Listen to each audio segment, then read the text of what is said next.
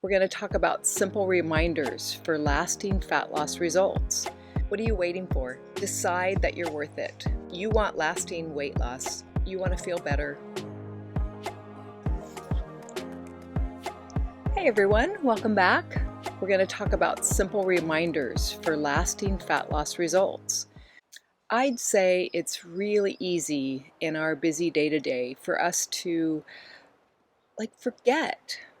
Life is busy. We get in our routines or we get out of our routines. We get distracted. And I know you're here looking for answers. I know you're here looking for ways to strategize and make fat loss easy, make fat loss sustainable, and have the easiest way to that finish line. I talk to lots of you, and the common theme is I'm trying.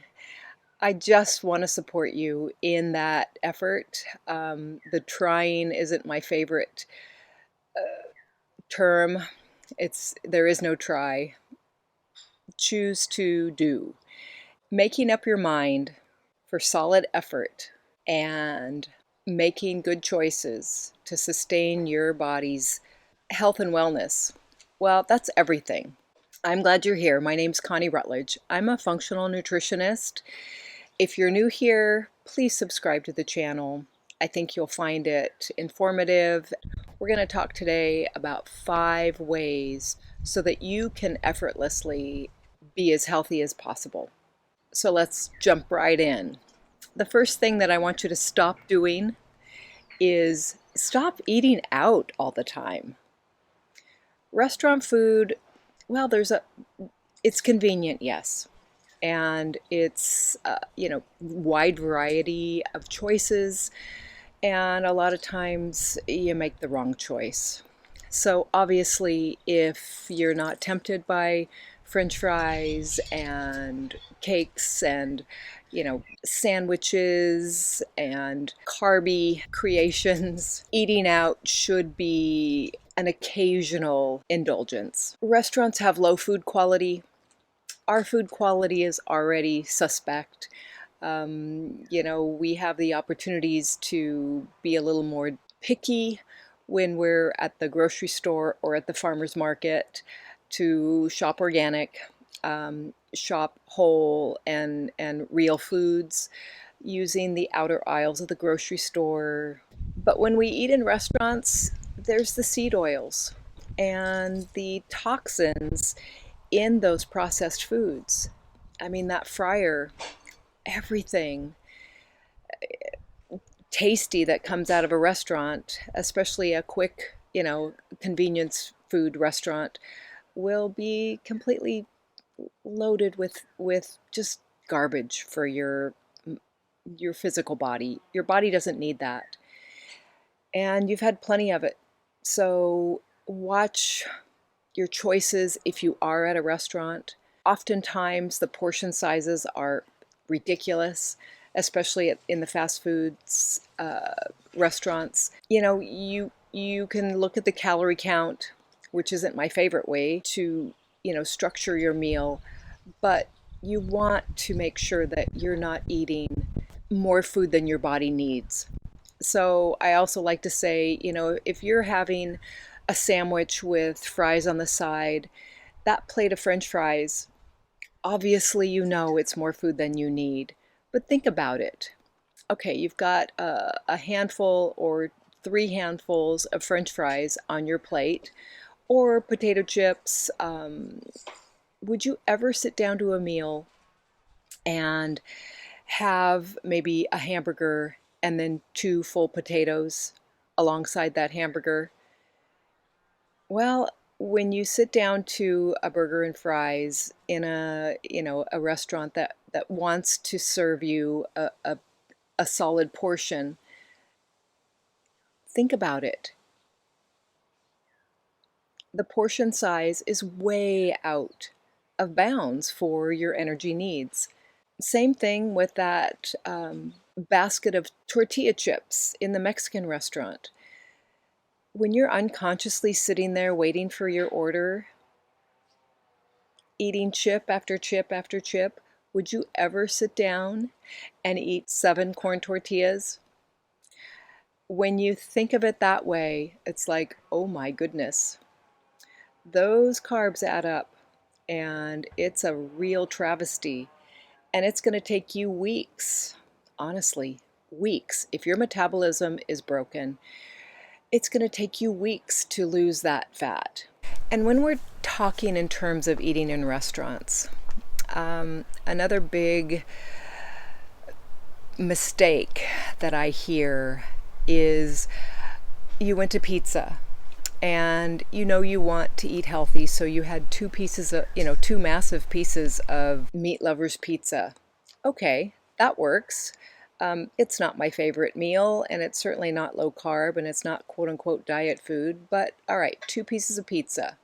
If you really do the calculations, a piece of pizza might have in the crust maybe 30 carbs.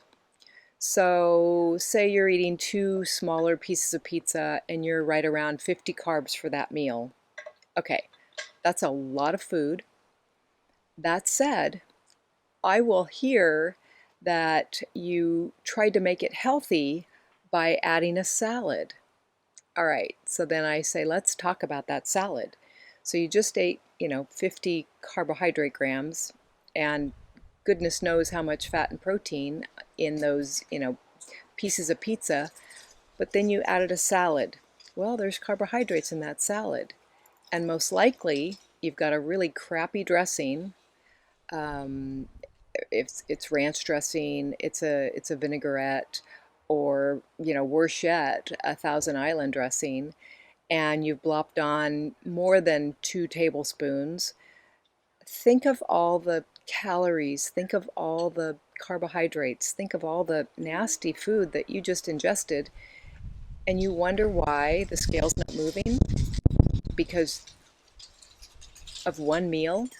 Yeah, it might take your body several days to recover from something like that. And it's not like you're eating, nothing the next day, because a lot of times, if you go out to a meal and you think, oh, I blew it, then sometimes you'll just continue on blowing it and not really paying attention as you unconsciously move through the week. So pay attention when you're out. Be mindful. If you want to have, a meal that you would never ever eat any other time, then make that choice. But just be mindful in make it make sense. Plan for it and make sure you're completely conscious in that decision to eat something that isn't going to be good for your body. Okay, the next stop on the list is stop snacking. It's super important as a menopausal woman for you to understand that snacking is going to completely disrupt your body's ability to burn fat for fuel. Because every time you put food in your mouth, your body creates insulin.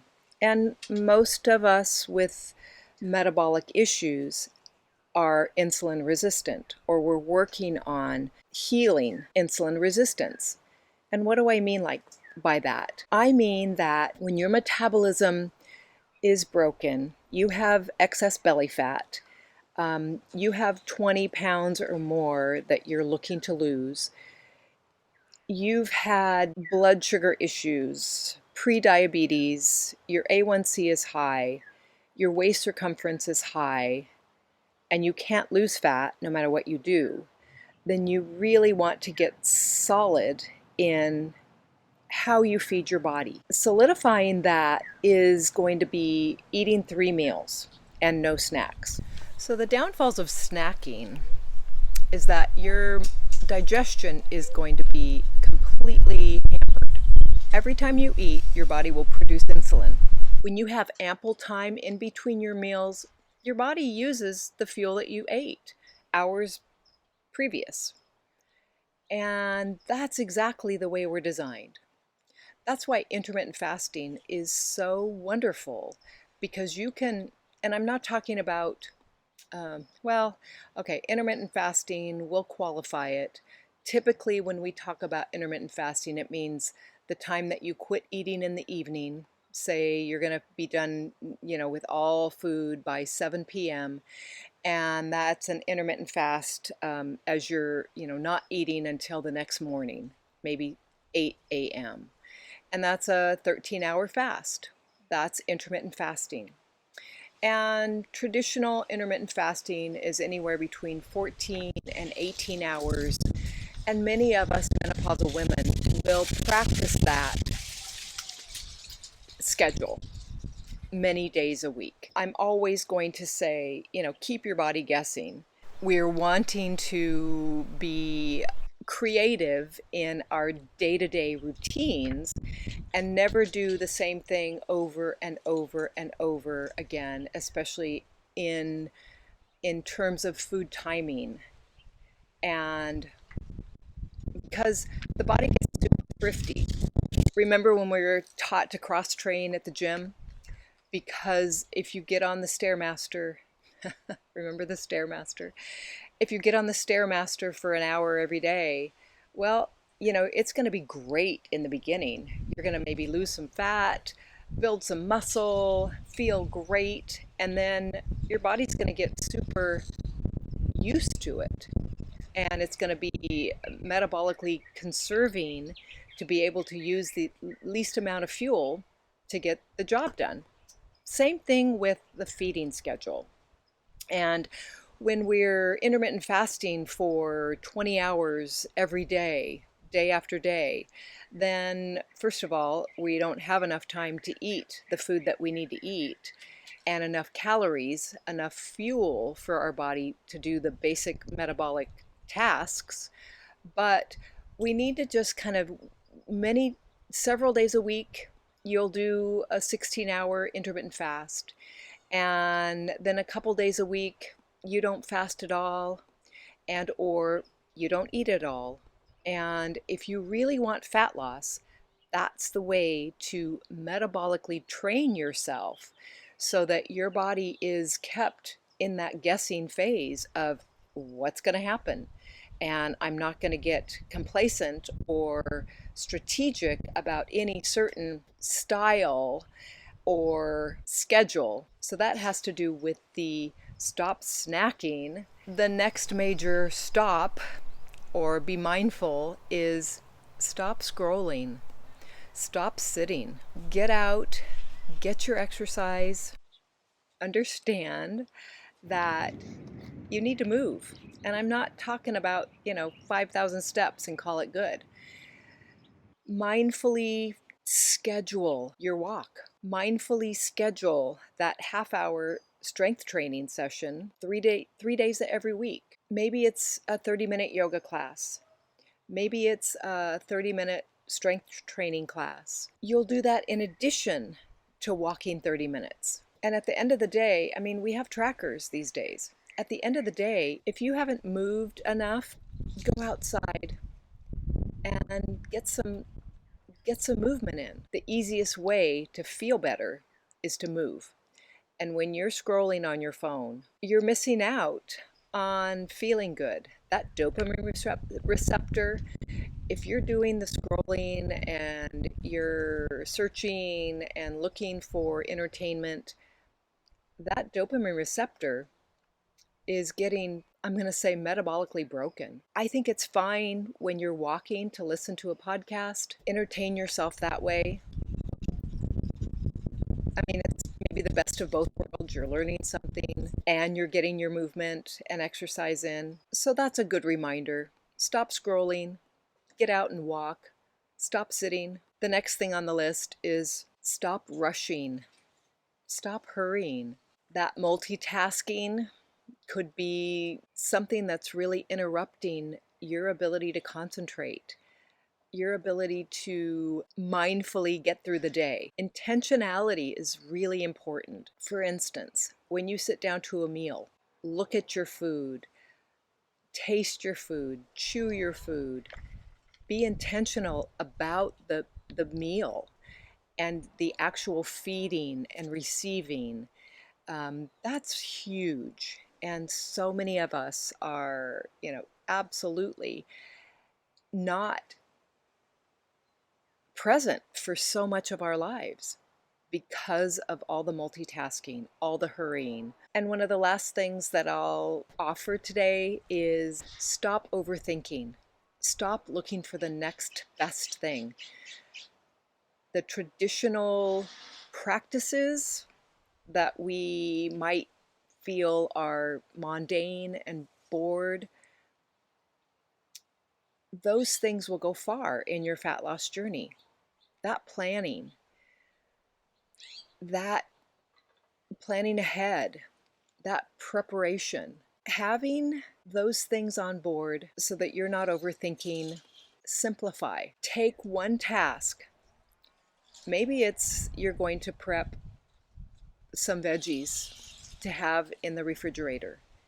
Maybe you're going to pre-cut some or pre-cook some protein. Maybe you're going to batch cook for the week. Those simple things are going to be huge. And having something ready that you don't have to think about will free up your mind so that you get to spend more quality time with yourself, with your family. So maybe if you try a few of these practices, you won't have to say, I'm trying to do better.